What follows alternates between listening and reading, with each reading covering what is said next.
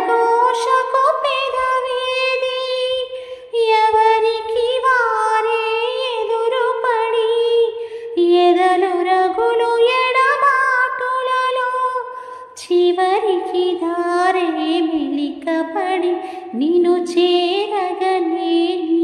శిలనైతిని ఎండమావిలో నావను నేనై నిట్టూర్పే నా తెరచాపనే కలలైపోయెను నా ప్రేమలో